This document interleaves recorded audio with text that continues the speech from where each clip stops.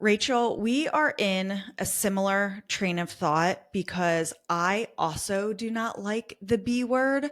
I do not like the word budget. I try not to say it too often. So tell me, why do you think we should stop telling people to make a budget? I think there's several layers. I think the word itself has become really loaded and negative, right? When we think budget, we think restriction. So while yes, we know we probably all want to spend less, but the idea of restriction actually like it kind of feels bad and it feels sad. So there's a sadness about a budget. Oh, we're living on a budget, or I need to budget my time. Think about the other ways we use this word. It's often about high level of control, high level of restriction, and like not a lot of fun. Like there's Mhm. not a lot of positive swing on even just the word of it.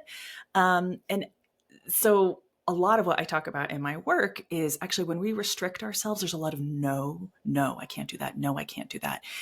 And that's really hard for us to live when actually we want to live with yeses, right? We want to live with yeses, but we don't trust ourselves, right? So we're caught in this in between. Yes, I agree. I mean, budgets are so restrictive. It's like telling someone you're on a diet. No one's like, yes, I'm on a diet. This is Yeah. awesome. No one's ever like, yes, a budget is great. And I call the budget like it creates the caged animal effect because Yeah. someone can only stay, in my opinion, someone can only stay on a budget for so long. And we're restricted and we're following the rules and everyone tells me about their Excel spreadsheets that they use or their apps that they use to keep Mhm. in their budget. But then eventually what happens is what I call the caged animal effect. You feel like a caged animal and then all of a sudden you burst out of the cage and you go crazy and you Yeah. buy or you spend or you do all of those things you're restricting yourself from for that period of time. Kind of like when you're on a diet and then you get off it and you eat those things that you've been just dying to eat for Yeah. the duration of your diet. I've had several clients who are dietitians and nutritionists, and I have a model that talks about like sort of the addictive cycle, and it's exactly like the diet cycle. This is human behavior in action, where we think, "Oh, I need to get my stuff together." By the way, can I swear on this podcast? Do we Sure. keep it clean? Go ahead. Okay, like I need to get my shit together. It's just this is the way we talk, right? Yeah. I need to get my shit together. I need to be accountable. Blah blah blah. And so, like, yeah, you do. You're a weekend warrior, right? You get rid of all the chocolate in your cabinet. You download that app. You're like, oh, this, and you often have early wins, right? It does feel good. Oh, I need to calm the chaos. I need to feel organized about this stuff. We often are playing towards a fantasy self version. Ooh, fantasy self me has great willpower and I do the same thing every day and I'm consistent, blah, blah, blah. Okay, fine. Scratch that itch. That's fine. But yeah, the caged animal, I love that metaphor. That's exactly it because we can't live in that level of restriction for very long. For a number of reasons. I just also think it's not very human. and and where's the soothing coming from? It's the same with diets and budgets. Where's the soothing coming from where we are interacting with both money and food many times a day, right? For really our entire lives. These are like some of the longest relationships you'll ever have. And that breakthrough moment, I call the fuck it moment because everybody calls it that, right? Oh, I was, not going to get DoorDash this month. And then I had a horrible day at work. Oh, fuck it, right? That's a future me problem. And then, oh, now I'm garbage with money. So I actually have this cycle, sort of the cyclical framework I show my clients where this restriction we have, which makes all this sense like up here in the world, your body hates it because there's no yeses. And then you break through. It's kind of like a little bit of a mini relapse if we're going to think of it that way. And then you're hopeless for a while. And then they're like, well, maybe I'll try something else. And you go round and round in this cycle. And first off is just identifying it. So what I tell the people I work with is, hey, you're going to have early wins. It's going to feel great. It's going to feel great. And then you're going to struggle in about a month. And it's all part of the path. It's all part of the journey. That actually means you're doing it right. Like the struggle is part of it. And I think we need to talk about this stuff, both with budgets and diets, in this more kind of soft way that it's not a linear approach. We can't life hack our way to this. And if you can learn from that caged animal breaking through, right? It's not like, oh, we need stronger cages. Mm-hmm. If we were to like take that metaphor, like, what does that animal really need? Right. Maybe it needs to like have more intentional times to run around, right? That's how you would behave with a child or with an animal. It's like, oh, that behavior is speaking to a need. Let's talk about that. What can I learn from that breakthrough moment, that, you know, that setback or whatever it is? And if I can love myself through that, then the next time I go around in the cycle, I'm going to feel it coming. Oh, am I being a little too restrictive on myself? Am I being a little hard on myself? What if I soften now instead of holding together this crystal structure until it breaks through? And it's actually the softness and the compassion that ends up being your best financial skill. And no one believes me. I'll say, no one believes me. And I just tell them, look, I've seen it again and again. You know, Well, and this it's is a not 6 just month process. Sorry. it's not just what happened to the animal right before it broke out, right? It's like No. what has been happening to it and what has the animal been thinking while it's Yeah. on this doing this budget or on this diet. There's so much more that leads up to the breaking point than just the second before the breaking point. Totally. Exactly. It's all the restrictions. Is this the right size cage? You know, we can like, Right. it's so much to it. And actually like our flexibility, I think we're afraid of flexibility with money. But actually we really need flexibility because, hey, that's what life is. Like you think you have it all planned out and then something else, often an external circumstance, you lose a job, a friend comes to town, you know, the car needs brakes. It's actually the flexibility that's your best financial asset, not the being really strict and really, frankly, mean to yourself. It just doesn't last. And that's why I personally hate budgets, is because it does not build in that flexibility. One, Mm-mm. budgets tell you you only need your necessities, right? You Right. need to pay for your home, you renting or owning it. You need to pay for your utilities, food. You can set a small allocation to eating out. You need gas for your car and like a couple other things, and that's it. And like it doesn't account for life and Yeah. stuff happening. And I have 4 children. Something comes up daily that I have I to pay can't imagine. for that I've never considered, right? So Yeah. it would just, my budget would be blown the second it's set. And I say to my clients, like, as soon as you set a budget and you say I'm going to spend this much on gas, you then go on a road trip, or you have to drive a lot that month for whatever reason, Or and then gas you're over prices go budget. up. Or The gas gas prices go prices go up. Right, yeah. exactly. If everything stays the same, but gas prices Yeah. go up, and it's completely out of your control, but it makes you feel bad like you did something wrong. But you didn't do anything wrong. You just were living your life, and it is what it is. So that's one of the reasons why I dislike budgets. But you said before, we use money every single day, right? We can't escape it. Just like we eat food every single day. So we need to have a healthy relationship with it. Otherwise, how terrible, like how sad that you're using something, you can't stop using it, you can't stop eating, but having a terrible relationship with it. I think that's it because it is emotional. Like to pretend like it shouldn't be emotional is not real. Like money, it's the first line on my website. Money is emotional. So let's work Mhm. with that. You know, it is. And I think when we talk budget, okay, what are we really saying? Are we really saying like, I need to get a little organized? Yeah, I can get behind that. We could all get a little more organized, right? You know, there's this idea of, well, let's call it a spending plan. I can get behind that. You know, I don't really have like a translation that I love. I will go with what my clients want to use, right? What Mhm. makes sense for them. And a lot of times they don't really want to give it a name, and that's fine, right? I think having a little bit of a plan, hey, do you know kind of where your money's going? I think one thing we get into is we're really stuck on the monthly budget, Mhm. which only tells a tiny part of the story. It's a big it, I mean, I shouldn't say tiny. It is a big part of the story, but I'll always say it's these other annual things. It is pets, cars, house, kids, like you said, and medical. They're all things that will come up yearly. You don't know when and you don't know how much, but they will. And they're kind of emergencies and kind of not. So, what I like to help people plan for, because really what it is planning for the annual stuff. It always feels out of the blue. It always feels like a micro emergency. And And to back up a little bit and look at this more annually, like first maybe quarterly, but really annually. And really, we need to get accustomed to having more savings than you think. That's That's so on the true. practical level. Yeah. Yeah, that is so true because we are trained to look at budgets monthly, I guess, because every month is a new start or what have you. You can measure a specific period of time. But I just paid my car insurance for the next 6 months because if I paid it monthly, I would pay more money.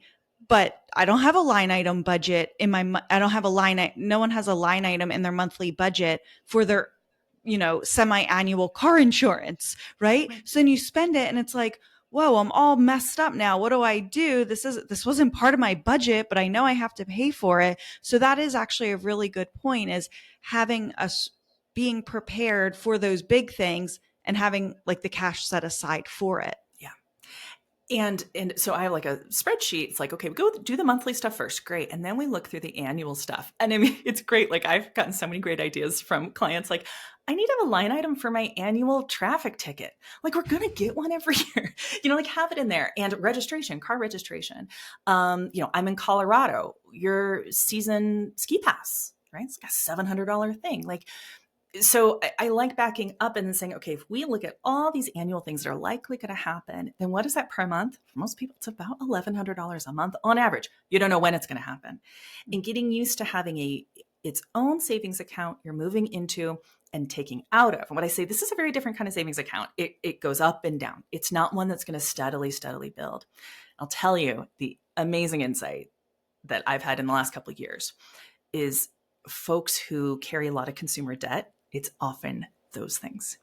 It is the midterm or out of the blue things. I even had a client recently tell me, my credit card debt is exactly 2 years of those when she figured it out. Because sure, there could be the impulse spending there. People always think it's the impulse spending. It might be a small part. It's the brakes on the car. It's the ski pass. It's the car registration. That's what's likely sending you over because we're only looking at it monthly.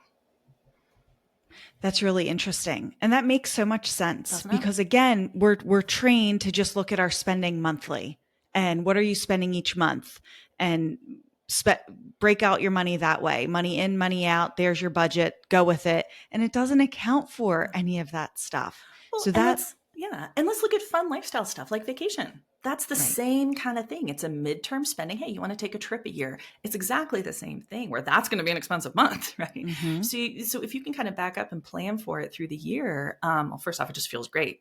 It feels great the first time you go on vacation with money you already have and not adding to your credit card balance. It's an incredible feeling. Or like, I want to do flowers in my front yard. Like think about seasonal stuff. There's a lot of seasonal things that creep up on us. Look, I just went and, I was going to buy one bag of soil. I came home with a flat of pansies, right? This happens to all of us in the springtime. So let's plan for that because it also allows for that fun stuff that could be seasonal. It allows for it. And it also, it gives you permission to do it. Right? If you plant, you're going to the garden store. I went to Costco yesterday to get a couple snacks for my kids, and I left with 10 tomato and pepper plants. Always. I knew, I knew I was going to have to plant my garden. Yeah. I wasn't necessarily planning on doing it then, but it was there. And I'm like, I'm probably going to do it this weekend. Let me grab it now. But I shouldn't feel bad for that because it's something I know I'm going to do. But if you plan ahead and go, all right, Shari, in April, you're going to plant your tomatoes and your peppers. So let's just plan accordingly. So then you don't have to feel like you're doing something naughty by spending all this stuff on your garden. That makes so much sense. And I think, it's really self-directed. Like the therapist in me, this is why, like actually as a therapist, I think about this stuff a lot, is you get to define it for yourself. No one else gets to tell you what is a need versus a want. Right? For some folks, it's like, no, those tomato plants are a need. Like if I don't garden, I will lose my mind. Right? True. And we can all determine that for ourselves. So actually like being very like capital S self, being very self-led in your money is an incredible tool. And I think that's really what we're talking about with a budget. Like, you know what? It's so important to me that I have that ski pass. It's so important to me that we do that vacation. It's really important to me to not add to my debt. Like, that is what's important to you. And when I see things out there like, oh, the 50-30-20 rule, I hate it. I don't think that works at all. I think it's too strict. It might work for some, but it doesn't allow the flexibility or the individual nature of money and these choices. And really, I it's about think touching your money. Yeah. I think but it's also being honest with yourself. Like Yeah. when I say something's a need, again, traditional budgeting tells us it's whatever we need to survive. It's the bare minimums, right? But no, I need to get my hair done every 6 weeks. It's going to happen. Like for the sake of everyone else around me, I am happier when I have my hair done, and that's all there is to it. And so that is a necessity for me. To other people, that may sound ridiculous. Like that is so frivolous, but they may spend their money on something that I think is frivolous. So it's important to be honest with yourself and say, what are your needs? And don't feel bad about them. It's okay. And plan accordingly for it. And what is stuff that if push came to shove, you could live without it? Could I do, are my tomatoes a need, but my peppers a want? Because not everyone loves the peppers. I'm the only one that likes the peppers, and just sit there. And so at least, when you're making financial decisions, you're at least having some thought behind it. And I say the other side of the coin is then you're getting real about your income goals. Because what I see a lot is like, well, I'm making X amount. I should be able to make this work. And I'll say, well, yeah, but you're also a skier. Like maybe this, based on your lifestyle, you may simply need higher income goals. Not simply. I mean, I don't mean to be that simply, but like we cannot budget down our way to wealth is another like important thing. Absolutely, I love helping people, identify leaks in the bucket, right? It's looking at fixed expenses, canceling subscriptions, all that classic stuff. That's super important. And it's good to have a sense of your ideal life and keep it at that and pursue the income so that you can have that life plus savings. And that's sometimes the disconnect I see where then, okay, now looks like we need to make 10K more a year. So that's interesting. And that kind of goes against everything we're taught, right? I mean, you hear, which, I hate this stuff, but you hear it, is stop buying the coffee, stop buying the avocado toast. That was like the big thing to say. Stop spending your money on these little things. And yeah, there is a point to that all that stuff adds up. But you saying we can't budget down our way to wealth. So pretty much you can't scrimp and save and cut out and cut back and to build wealth. So tell me a little bit more about that, and tell me about the conversations you have with your clients of, okay, you need to make more money. Like for everything you want to do, you need to make more money. The hard truth of it, especially to us millennials who've heard the whole latte thing, I think you got to stop talking to your parents about money. Yes. There's such generational differences. And this was explained to me so perfectly, actually, in a Instagram reel I just watched. In the 80s, 70s and 80s, our basic needs were cheap and our luxuries were expensive. And that has flip-flopped. Now our basic needs are expensive and our luxuries are actually inexpensive. Clothing has never been cheaper in human existence, right? So here's the problem is if your rent is 45% of your income, stopping going to the coffee shop is just not going to make a difference. Right. We're talking about our basics, our groceries, our insurance, our cars, and really our household, our living expenses have absolutely outpaced income. So like, oh, but man, I can't, if I cut down my latte, it's the one time a day I just get to enjoy a moment, right? So then we're back to this restrictive thing so I tell people, I would much rather you spend an hour a week negotiating your cell phone bill, negotiating your internet bill, identifying and canceling subscriptions, maybe finding a different place to live, looking at your car situation. Our time and effort is so much better spent on identifying and reducing our fixed expenses than our discretionary. I'm not saying the discretionary is not there. I've certainly worked with people who do like have more of a spending addiction with the extras, but by and large, it's the big stuff that we haven't noticed because it's sort of a frog boiling kind of thing. So like for a lot of millennials who have these boomer parents, like for them, all they had to do in their early years was, oh, we'll cut back on restaurants. Oh, suddenly I have $1,000 more in my bank account because their housing was so cheap. Their education had been subsidized, all of that stuff. And for us millennials and Gen Z, we are just living in a completely different economy where if your parents like, you make $60,000 a year, I never made more than that. You should be able to make this work. I do think the older generation is out of touch or can be with what real life costs. And so I see a lot of it's really tough between adult children and their parents because our economy is so completely different. And what worked for our parents does not work for us. That makes so much sense because if you think about, although mortgage rates were high in the 80s, Yeah. but mortgage rates are high, quote unquote, right now. In comparison, not so much, but it feels high when it was back when it was 2%, 3%, But right? the median house price was $85,000. Right, exactly. Today, $1 million doesn't get you, $1 million is very different than what we Yeah. pictured $1 million would get us 25 years ago Yeah. when we were little. I actually saw a reel the other day and it was driving by these huge, huge mansions. And it was like, this is what I thought $1 million bought me back then. And I'm like, it's so true. Like $1 million. Yes. Yeah, but you mentioned spending addiction. So Mm-hmm. tell me a little bit about that and like how do you identify if you have a spending addiction? Mm.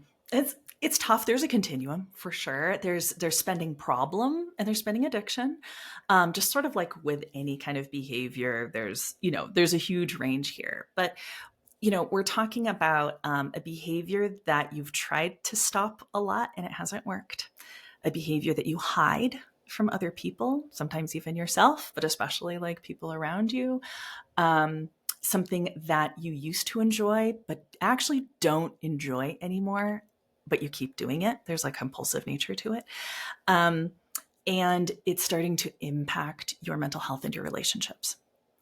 So, everything I described is sort of the classic definition of any type of addiction, right? And there's more to it, but like we're talking, concealing behavior, um, increasing tolerance, a shift in tolerance, right? The thing that used to really get you doesn't even get you anymore. So then you have to keep pursuing more to get the same level of positive feeling from it.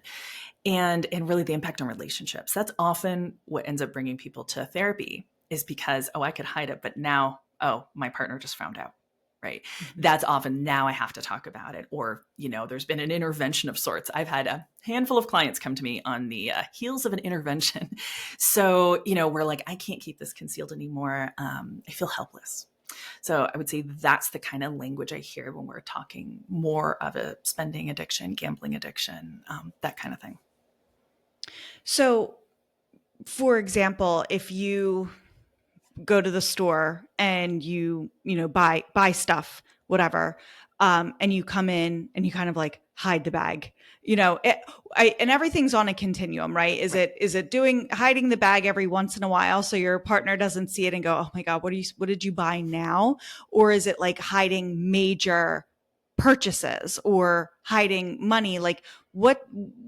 And I know there's like I said, there's a continuum from like severe to you got some signs of it, but how can you kind of start to gut check yourself to see if Mhm. you may have a spending addiction? Yeah. I mean, it's the frequency as well, right? Here and there is maybe more of spending problem, but like really consistently. Is this a consistent thing? Is it to the point where you're renting a storage unit for your purchases to go to, right? Are you spending a lot of energy daily on concealing? I think that would be like, does it consume a lot of your mind of like hiding it from people and to the point of sometimes hiding it from yourself? There's another aspect I forgot to mention. Forgetting. Packages showing up in your door and you truly don't even remember ordering them. I would say that is maybe one of the more like obvious red flags where like you're having almost blackout moments of shopping, not remembering things consistently, repeatedly buying things that you already have, a little bit of forgetfulness. That's kind of adding to the sense of chaos that's going on. So I would say, yeah, if you're kind of having some blackout moments, if you are spending a lot of time, if you were to really think about, am I spending a lot of energy concealing this stuff from my partner or family? Um, is it starting to affect my relationships? That's the other big red flag that's often pretty obvious. And do I have to keep pursuing more and more? Like that one little thing used to do it for me, and now I have to just keep getting more and more, either more quantities or higher ticket prices to get the same desired effect. That's sort of like an increase of tolerance. So I'd say all of those all together are often a thing. And I mean, everyone talks about having a lot of money shame. So I wouldn't say that on itself is like a diagnosis. But if there's a lot of shame you're carrying around your spending, that could be indicating something addictive is going on. Do you see spending addiction go more hand in hand with emotional triggers, or do you see it more with like brain chemistry? I think that's hard because that's all the same. Okay. I do think that's hard. I think it's a kind of the frog boiling thing again. I think it's often, hey, I'm someone who, let's say, like really always enjoyed fashion. Okay, great. Right. It's always an interest. And it kind of started as something fun, part of my identity. It's also socially encouraged. That's, kind of if we were to make a parallel with alcohol, drinking alcohol is very socially encouraged. So it's very kind of easy to slip into. The barrier to entry is non-existent, right? But then how it continues, it depends. What are we getting from it, right? We're getting the soothing. Often it's a way to cope with like really stressful modern life. Sure, right? We need the win. That's why I really normalize the spending stuff with folks, is that modern life is really hard. And sometimes if we're feeling helpless just in life, if I exchange $10 for that thing, I get the thing. It's like clear. I get it. That's the dopamine hit. It's also like, I just need a win. I just need something to go well.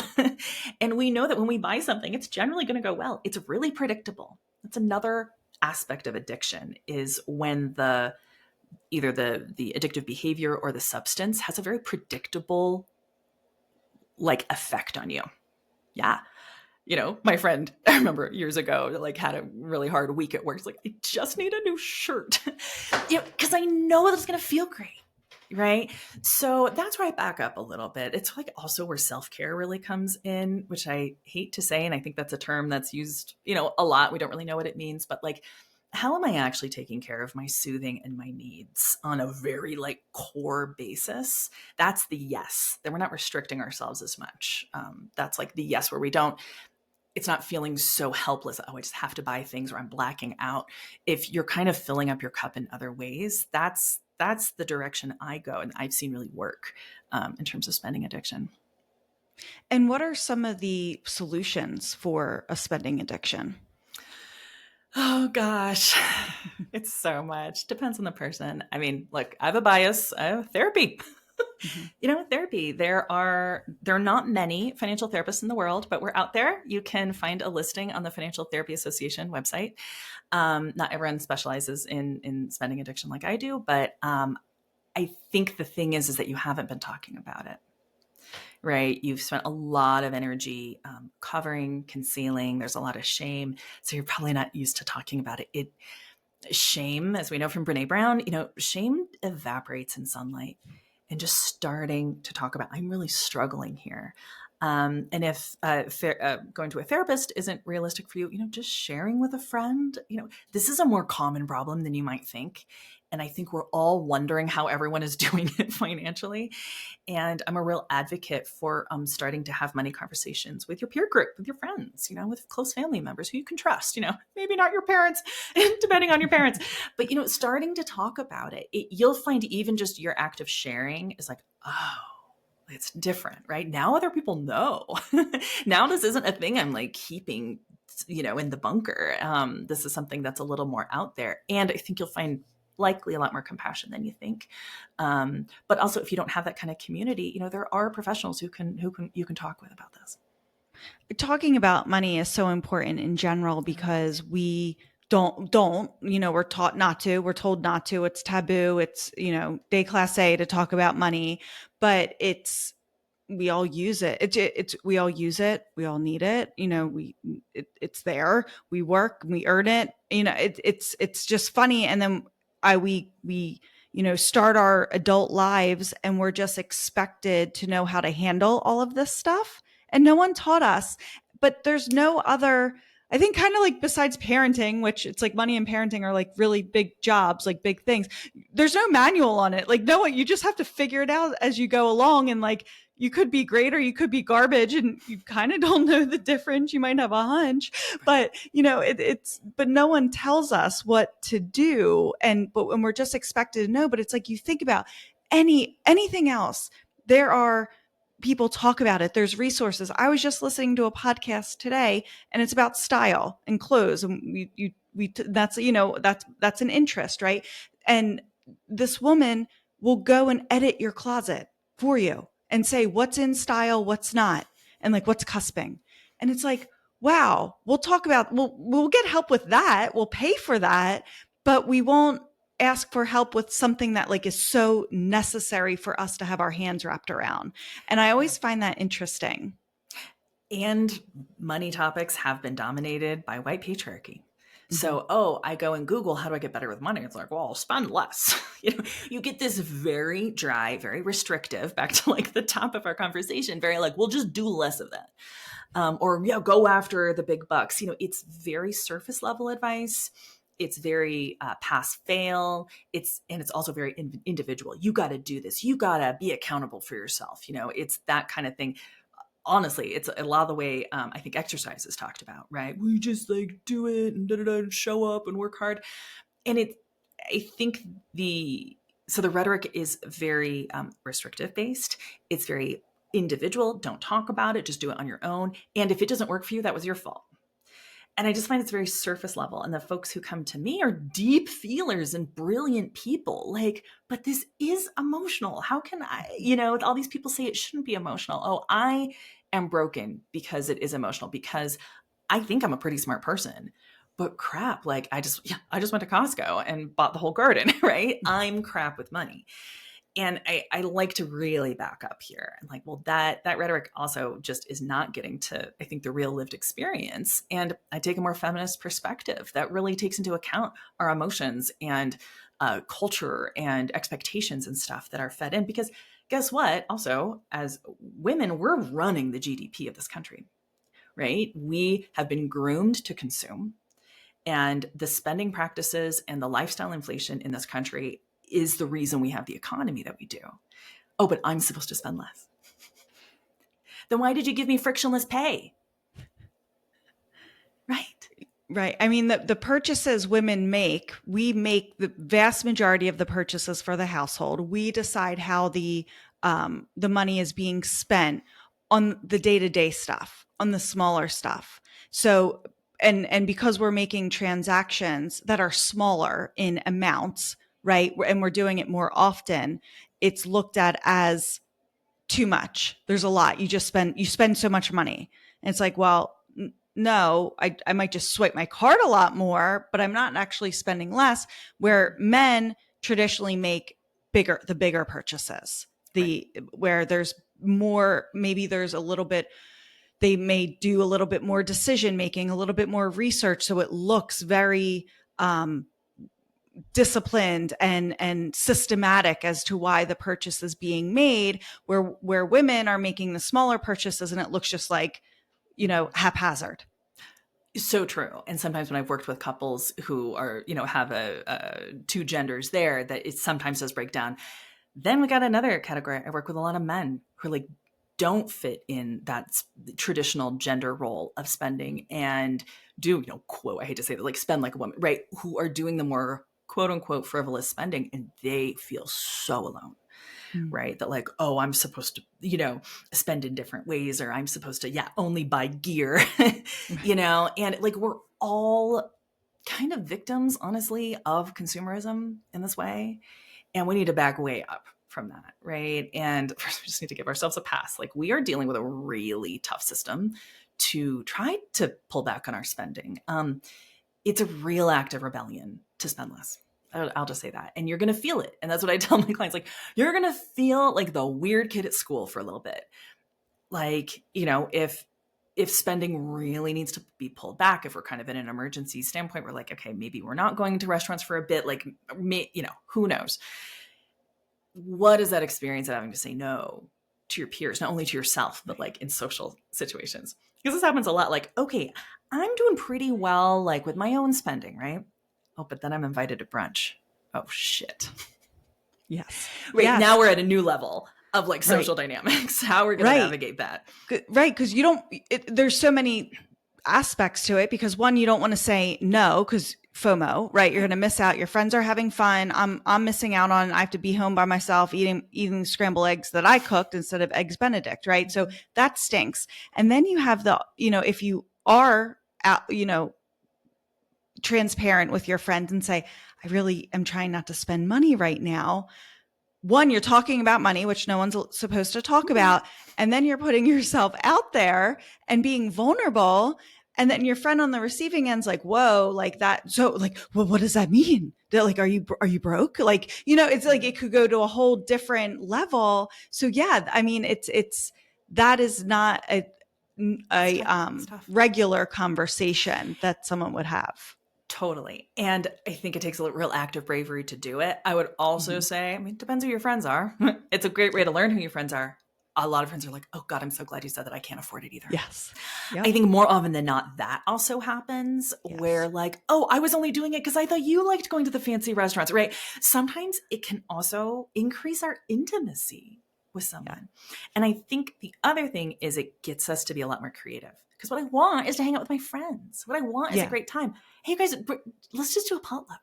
Yeah. Right. I'm a eat the eggs and pancakes at my house today. Why does this all have to be Pinterest perfect? Like, just come over. The art of the casual hang has kind of gotten lost, but that's really what we're wanting. I actually don't need to spend $60 on brunch.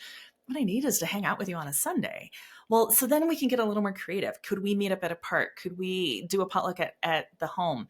And that's a shift, right? This is a lifestyle shift. I really get that. But if you get back to like what you're really wanting, what that really deeper need is we need connection. And that's where like the budget falls short. It's like, well, we need to not go out. Well, there's a big loss there. If that means I'm not going to see my friends, that's bad. I want you to see our friends. Like, we have to have community. So maybe it's getting a little bit daring, maybe suggest another way to get together. So it's not just no. It's not just no. And I would say, I think a lot of folks I've worked with now, there's always that friend that's like, no, I want to go to that nice thing, or, is going to be a little weird about it. But, depending how your friends are, a lot of people want to spend less. Yeah. Right. Right. You're usually going to have more people in your company of going, okay, good. Like, thank you. Yes. Then, okay, great. I don't have to spend a ton of money, and I don't have to get dressed up. Perfect. That's great. Yeah. And we still get to hang out, have a great time, and we don't have to feel weird about staying at the restaurant too long, Yeah. And that's where I think budgeting, like that's where I think creates part of the caged animal effect, is that you're getting walloped a couple of different ways. You're not spending money, then you're not potentially not you're restricting yourself from hanging out with your friends and doing something social. You're not willing, to put yourself out there vulnerable. You're not willing to be vulnerable with your friends and say, hey, I'm really trying to spend less money right now. So it's like, there's so much to it that instead of just being open, and you may end up having a better result that a budget was never going to give you. There's something I say a lot, which is every no needs a yes. So you can want to like tattooed on my arm. Every no needs a yes. It's like, okay, I want to spend less. So it's maybe no to that brunch. What am I going to say yes to? I want to say yes to this. Or, maybe it's, I'd really like a new car, but, that's maybe not, when I look at my numbers, maybe that's not realistic. Maybe it's a yes to applying for a job that would allow me to get that car, right? Like, I'm all about, you said you have 4 kids. I have 2. It's the redirecting energy that I think is really important. Like, if I'm going to be really sad for removing that thing, I better have a yes, right? Okay, let's say someone, goes to the coffee shop every morning and is spending more than they want to, and it's something they'd like to try. I'm all about experimentation, right? Okay, so but what need is that satisfying? Oh, they know me there. They know my favorite drink. Oh, is it about being known? Oh, it's a ritual, right? Oh, it's just a ritual, then it's how I start my day, right? There's so much more than just the coffee here. Sure, there could be a coffee addiction as well. But there's like a lot to the ritual of it, and that community connection. Okay, let's look at what are some other ways that can be met. Because if we just go from home to work without that ritual that does so much for you, that's much more than just getting the coffee. If we take that away, we're talking a week tops, this is going to last. But like, oh, what if now but you also want to work out more? What if we bring in that workout class in the morning and that becomes part of your ritual where you're known? You see, like we can just start to get a little creative about this habit has been serving a need. What need is it? Are there some other creative ways we can meet it? I'm all also about experimentation. Let's try something, right? Let's open this up. This is not a pass fail thing where we can try some things. I think we need to, especially with our social things, because the last thing I would want is someone to impact their social connections, because that's what's going to get us through.